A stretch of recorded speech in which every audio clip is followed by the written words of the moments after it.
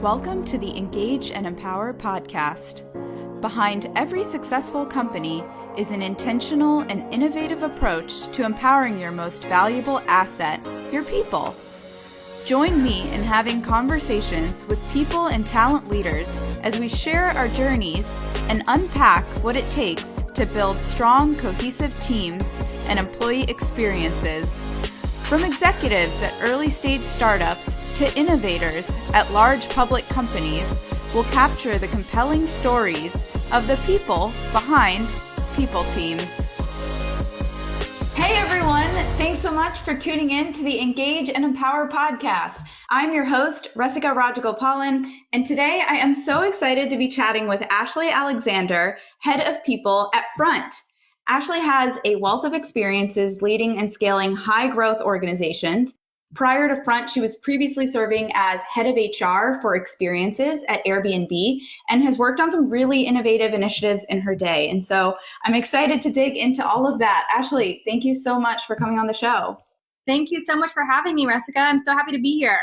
Yes, it's going to be fun. I'm so ready to hear all about your story and everything you've been up to lately. But if you wouldn't mind just getting us started by giving listeners a quick background and intro on you and on Front, what you do and what the people team looks like there, that would be great. Yeah, absolutely. So I am one of the few people, I think, who started in HR many years ago now. I won't say how many, but I've been in HR in transportation, construction, clean tech, and then moved over to software companies and high growth startups. I've been at companies of various sizes and stages, and I've been at Front for almost 3 years now.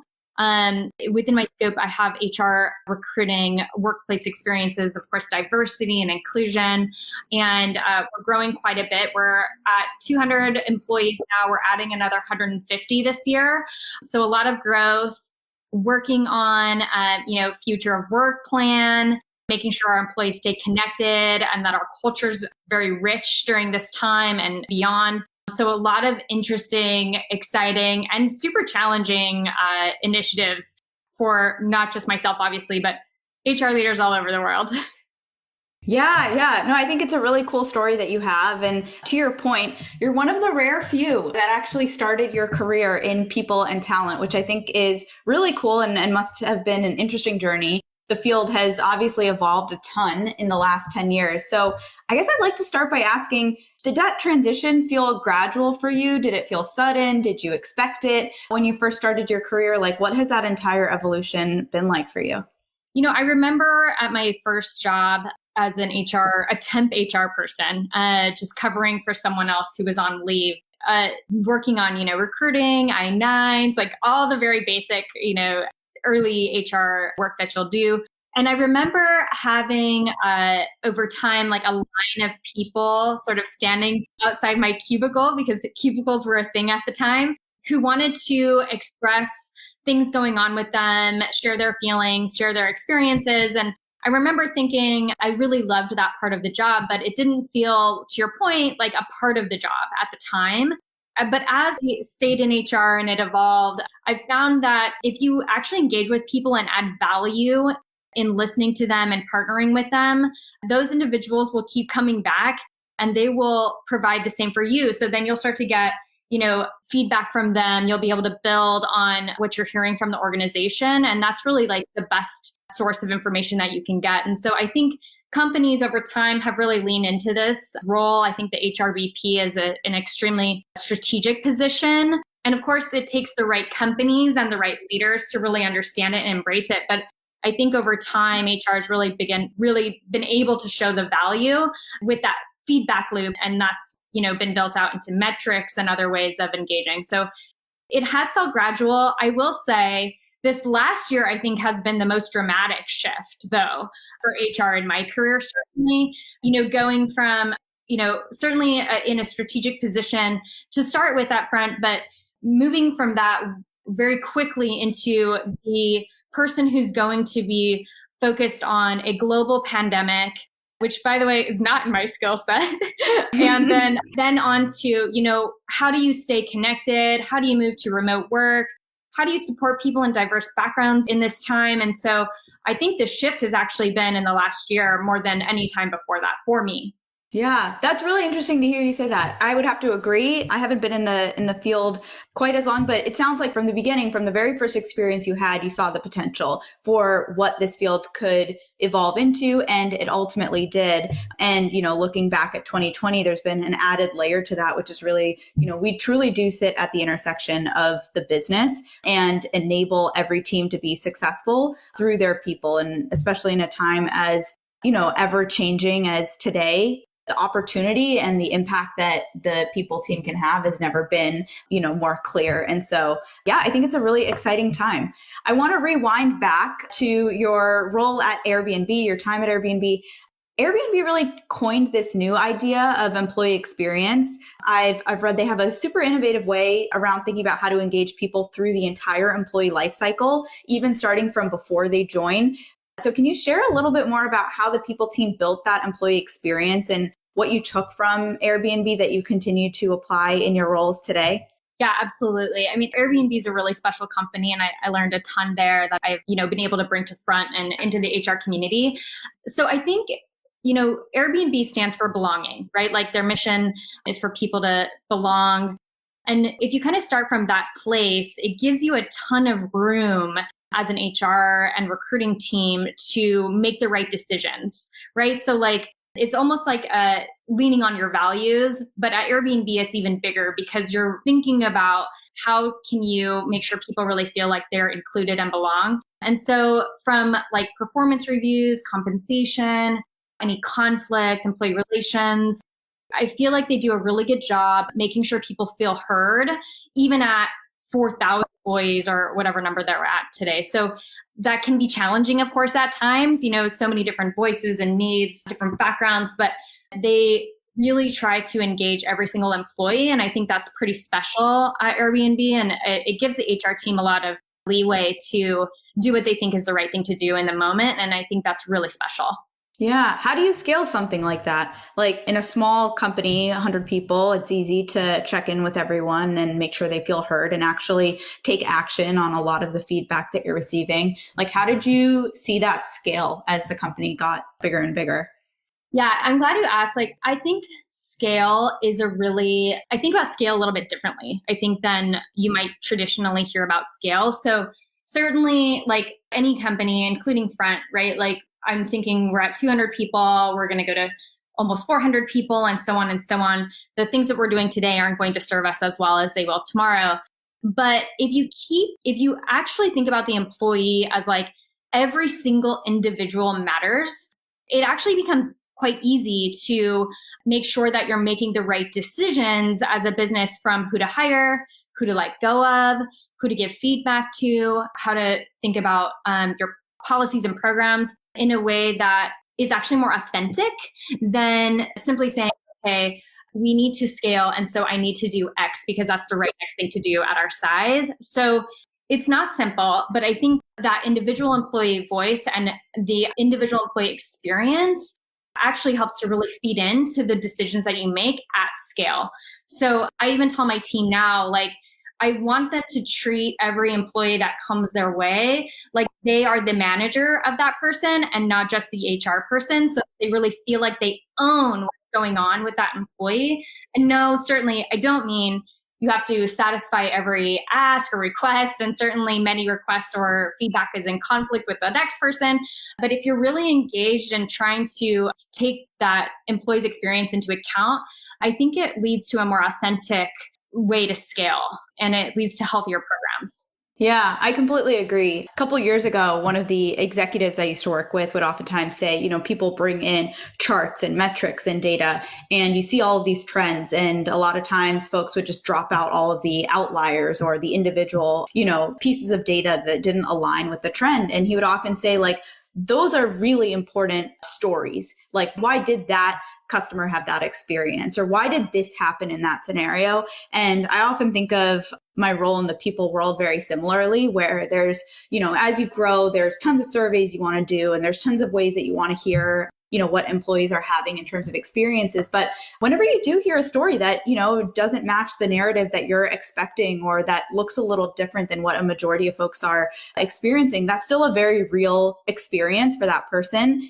and something worth trying to understand and address. And so I like the idea of really, as you scale, like really continuing to deliver experiences for the individual, which is very in line with what you all do as a business. And so it feels like it's a core part of your mission. And I guess that takes me to my next question, which is, Airbnb obviously cares a lot about the employee experience. It cares a lot about creating meaningful experiences to people across the world. And so how do you feel like people teams influence the end customer experience? Like, how is there this domino effect that happens where, the people and talent team actually end up playing a role on the end experience that a consumer has? Like, do you think that there's something there? Do you think that there's impact we're having on the end experience that a customer has? And how do you think about it?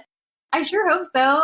Yeah, I definitely think so. So I think it's all about authenticity, right? So like, if an employee actually feels cared about, valued, engaged with their company, or their even their manager, or the mission of the company, whatever it is that motivates that employee and makes them feel like genuinely a part of the team, that's going to show in everything they do. Just like how, if your personal life is in a challenging place, and how easy it is to bring that to work now, right? Like, everything is connected. And so if you're having healthy experiences that are authentic to people at work, it will absolutely translate to how that person shows up to a customer and to their other teammates, which also bleeds back to the customer. So I think it's really about making sure that people feel super valued in an authentic way. And then of course I track that with, tons of metrics. We do employee surveys.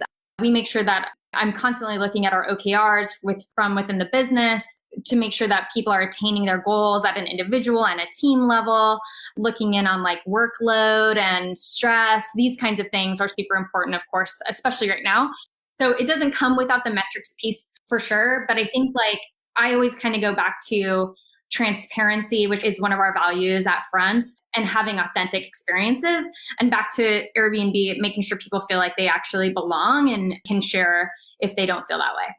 Yeah. It's very interesting. Do you feel like there are ways that as, people, professionals, we could or should quantify some of these things more? I think oftentimes HR gets, the reputation of being focusing on soft metrics and how are people feeling, when in reality, you're also really impacting the bottom line, maybe in an indirect way, maybe in a direct way. But are there ways that you think leaders can better connect the impact of the work that they're doing on, the bottom line of the business? Yeah, I think first of all, any good, effective HR leader needs to first deeply understand the business, right? So obviously understanding the product, but really understanding who the customers are, even getting involved, talking to some of the customers, being able to walk with the employees so that you can help them solve problems, regardless of whether or not it's in your scope. And at my level now and in my role now, like I said, that is all about making sure we have the right people in the right teams, certainly tracking the soft metrics, as you mentioned, but also looking at the OKRs on a weekly basis with the executive team and making sure are we actually tracking and hitting what's going on and diving deep as a business partner.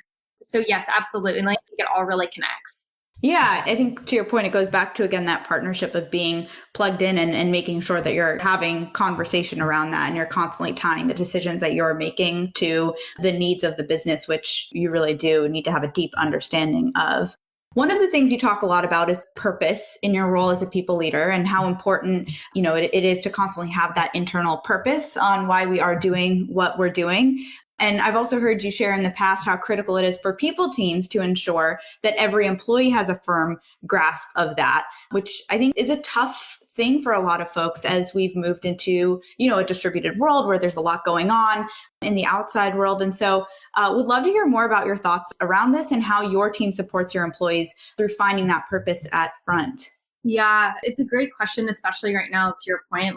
I think what we've discovered over the last year, at least at Front, is purpose means something different for everyone. And so Mathilde, our CEO, and our leadership team, being able to authentically say why Front exists and why our customers matter and why our product matters and why they as employees matter to us is one thing. It's a very different thing for a parent who is, helping their child with school that day on Zoom and then having to, balance work and life, and what that person's purpose is might be different. And so I think right now, and I imagine it'll continue to evolve this way, like being supportive of each individual's purpose in their life and having work be able to fit into that narrative for each person and be very supportive about that, I think is the key for HR teams right now. We don't want to have a top-down approach. We want to have a top-down perspective, and allowing like the human experience to come in, I think is critical. Yeah, definitely. I think they say finding meaning in what you do is one of the largest ways that you can drive intrinsic motivation. And so you can only motivate people so much through recognizing them and through compensation and through perks and the company culture that you build. But at the end of the day, if people don't have a sense of, this is the broader meaning behind why I'm choosing to do what I do. I mean, there's so many options for what any person can spend their day-to-day doing. It's going to be tough to bring people together, to cultivate that energy, that culture, and ultimately enable people to be the most successful version of themselves. Totally. I think you said it really well. And I think like making sure that you don't underestimate what people are going through right now while also sharing the company's purpose, I think is really important. So like when I speak to our company, I talk a lot about like the challenges I'm facing, right? Like, okay, we have to talk about future work. There's a lot of challenging, conflicting research there. There's a lot of different personas and different things that people want. And so I think like for me, I share that my purpose is for them to be able to come to work and feel like they can focus on their job and not have the things that are often challenging about work be in their way. And so that we can have a company that can work happier and that our customers can really thrive. And so I think like making sure again that we're having humility and being open about our own experiences is a super important part of purpose and people feeling like they can connect to their work and their personal lives right now. Yeah, I love it. I love the very human approach that you take to the way that you think about building programs and the way that you think about supporting both, your employees and your broader business. We talked earlier about scale and how it kind of relates to, scaling certain programs. On that same topic, a question I have for you is agility. Like, how do you stay agile and innovative in a lot of the new approaches you take, especially at larger organizations? I know Front is on the smaller side compared to Airbnb, but when you are at larger companies or as you've continued to scale your programs, how much of your year is continuing to launch your steady stream of tried and true programs that seem they're working authentically, with your culture? And then how much of it is trying something new? Yeah, totally. So I think there are like only so many amazing ways to do certain programs, right? So like, I think when I first started at Front, I was like, okay, I'm going to be super innovative. I'm going to do all of these neat things. And I quickly realized that like, there's a reason some of these things are done the way they're done. And like, you can try to redo performance reviews 1,000 times. Many people have, to some success, certainly, but like, there are reasons that these things work the way that they do. And so I think that was early on in my time here, it was a good way. I took a step back and sort of thought, okay, where do I want to spend my energy on innovation? And so I actually do focus time every week. So on Mondays right now, I spend a few hours where I work on project work, but also jot down like some ideas that I have or things that I've read or things I've heard from other HR leaders that are interesting. And then I try to fold those into the foundational programs you really have to have at any company, and then weave those into our goals. So it's really about like what makes sense for our culture and our company at our size. What do we have to do to scale? How do we not lose that human element? But to your point, like building an actual time to think about those things is a part of, I consider it part of my job. Yeah. I mean, you're right. I've seen it a lot in job titles too, where it's like, how many different words are we going to come up with for head of marketing? How many different words are we going to come up with for basic, like feedback exchange program? At some point, people have no idea what you're talking about. And I think that there are things that are tried and true or language that, people can really get behind. And you really have to ask yourself, are you doing something differently for the sake of doing something differently? Or are you doing something differently to address a need or a new challenge? So I'm with you on that one. As far as like new ideas, anything you've been working on or anything you've jotted down lately that you'd be interested in sharing? Yeah. So, the pandemic and remote work have been obviously a huge challenge for the world and for our employees, but an interesting time to be able to like rethink work and time spent. And so one of the things that we implemented early in the pandemic that we're still doing this year is we do wellness days. So that was one of the ideas that we had that we're kind of focusing on now, and how many should we have now? Should we do more of them? I think they've really proven out to be useful where the whole company is off. Of course, customer support teams and customer success, some of our recruiters have more of a rotation, but we give everyone the day off. We tell people, do not come online, do not expect to be on. And we make sure that people are taking time off because people aren't traveling right now. They're not doing the things that they used to be doing. And other companies have adopted this. It's not like completely innovative, but I think getting ourselves into a place where we really think about like what makes sense now, and reflecting back on the last 2 or 3 months of time during the pandemic and not anchoring ourselves in any of the standard ways of working, I think is how I think about it right now. So this is just one thing, but we're thinking a lot about like our health and wellness and other things like that. The other thing I wanted to mention is, and we did a blog post about this as well. Our team did a ton of work on our company offsite. So I'm using quotes here. Before the pandemic, we were doing 200-person, in-person offsites where we do a ton of team building. We have a team in Paris as well. And we would come together and it was an amazing experience. Obviously, that wasn't going to happen in 2020. So we put real time and energy into thinking about like what builds connection for people. People prefer bite-sized information, not long Zoom meetings, entertaining and connecting people together. So how do we weave that into 2021 is another way I'm thinking about this. And, anything from rethinking all hands, how do you connect with people in a different way now? So anyway, these are the kinds of things I think about when I get excited in my free time and I have time to actually write things down. Yeah. No, I mean, I think those are things that a lot of people are thinking about. I love the wellness days. Maybe I'm getting a little too meta with this, but I've often thought like, when the light bulb was invented, people were working longer hours because suddenly now like you have light at night, like you can do more things. And that caused a lot of fatigue, I think, because, the expectation suddenly shifted and it's like, okay, where do you find the balance? And similar, like now we have the opportunity to work all the time. Like the work setup that I had when I used to go into an office is now like in the middle of my living room. And so I think finding ways to encourage people to find that balance is really helpful. A big shift that has occurred through distributed work is this idea that, employees are largely measured on the impact that they bring and less on, how much time they're spent at their desk. That's not something that's visible to most managers at this point.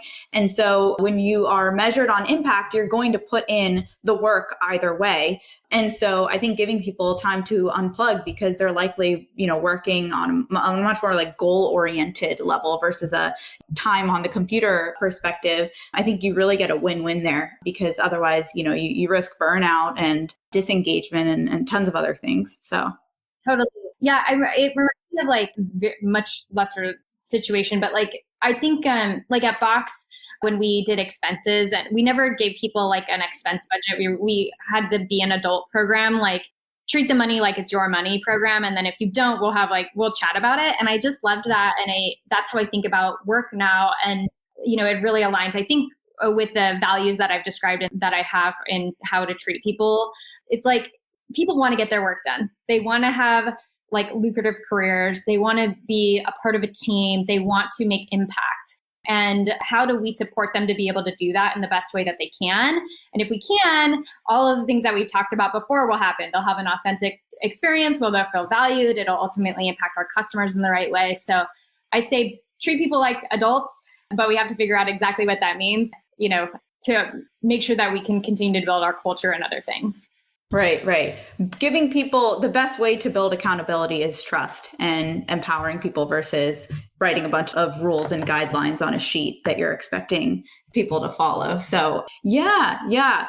As we kind of wrap, I love, you've had tons of really cool experiences through your career. It sounds like you have a ton of really innovative ideas as well.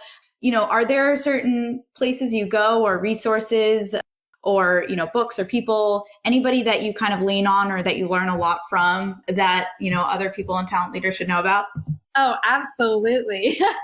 I feel like my network of HR leaders are my best friends right now. And it's really been so important to have that network during the pandemic. And I just think it's been a huge positive lift for me. So I'm a part of a few groups. I'm a part of the People Tech Advisory Group.